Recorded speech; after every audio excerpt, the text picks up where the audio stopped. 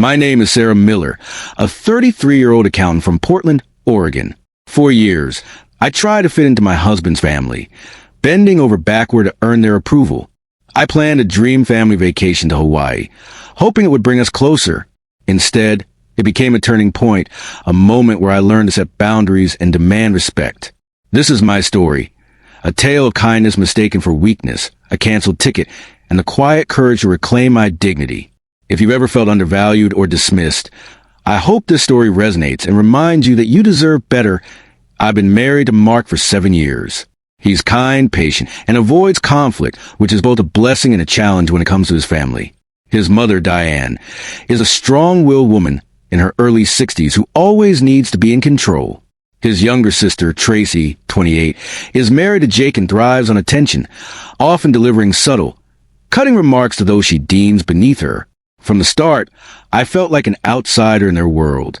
I didn't grow up with wealth, designer clothes, or polished manners. I was just me, hard-working and practical.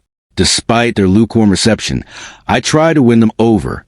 Every holiday, I baked, wrapped gifts, and remembered small details, even though my efforts went unacknowledged. I kept showing up, hoping one day they'd see me as family. When the idea of a family vacation to Hawaii came up, I saw it as a chance to create meaningful memories. I decided to pay for the entire trip, flights, hotels, activities, out of my savings quietly without seeking praise.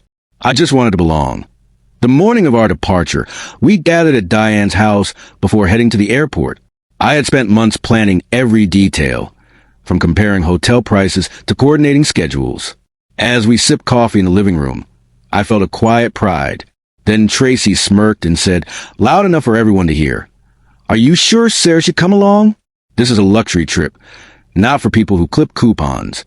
The room fell silent. My face burned, but before I could respond, Diane chimed in, "Tracy, be nice." "But Sarah, are you sure you're comfortable with these expenses? It's okay if it's too much." Their words stung. They didn't know I'd paid for everything, but that wasn't the point. They saw me as lesser, someone to tolerate, not include. I stayed quiet, nodding as the conversation moved on, but something inside me broke. Outside, I told Mark the truth. I had funded the entire trip, and after their mockery, I couldn't go through with taking them. He was stunned but supportive. "You've been more than generous," he said. "If you don't want them to come, I'm with you." In that moment, I made a decision I never thought I would. I pulled out my phone and canceled Tracy and Diane's tickets. It wasn't impulsive. It was a stand for my self-respect. The next morning, Mark and I arrived at the airport early, sipping coffee near the gate. I was nervous but felt an unfamiliar relief. Tracy and Diane showed up late. As usual, Tracy in designer clothes, Diane with her expensive carry-on. Tracy smirked. "Sarah, ready to see how the other half lives?" I didn't respond, just smiled faintly. When it was time to check in, Mark and I got our boarding passes without issue. Then the airline attendant scanned Tracy and Diane's reservations and frowned. "I'm sorry, your tickets were canceled yesterday." "What do you mean canceled?" Tracy snapped. Diane demanded a recheck, but the attendant confirmed it. I took a deep breath and stepped forward. "I did," I said calmly. "I paid for this entire trip. Flights, hotels, everything. After how you treated me yesterday, I decided I didn't want to spend my money on people who think so little of me." Tracy's face turned red. "You're lying. There's no way you could afford this." Mark backed me up. "She's not lying. Sarah saved for months to make this happen, and you mocked her." Diane's tone softened, but her pride was bruised. "You should have told us," she said. "You can't just cancel plans." I replied, "Would it have mattered? You've never valued what I do. This trip was meant to bring us together, but I'm not family in your eyes." We boarded the plane, leaving them stunned.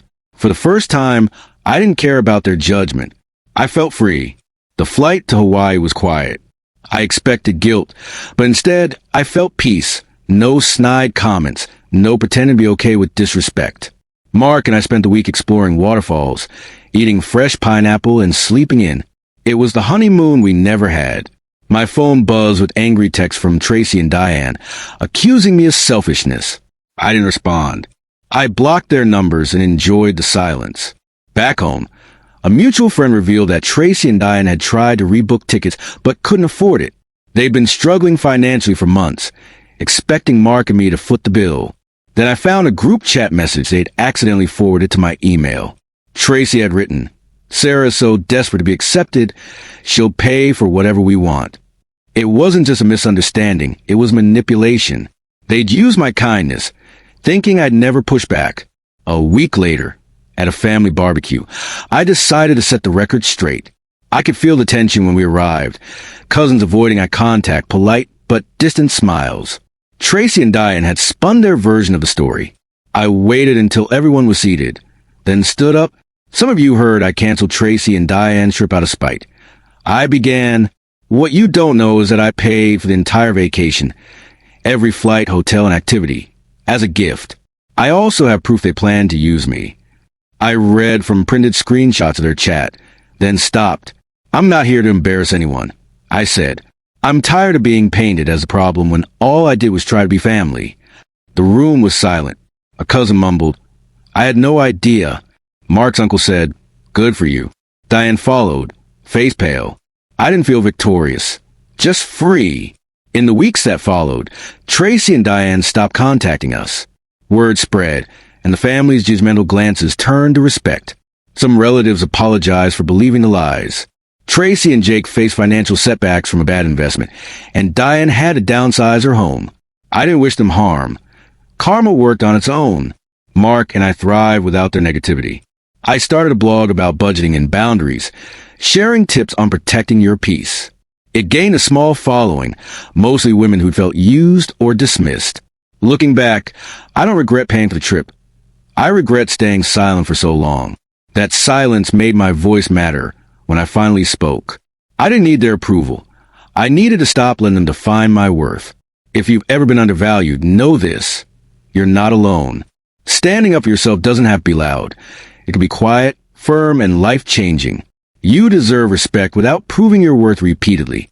Share your story, because sometimes the hardest part is believing you have the right to speak.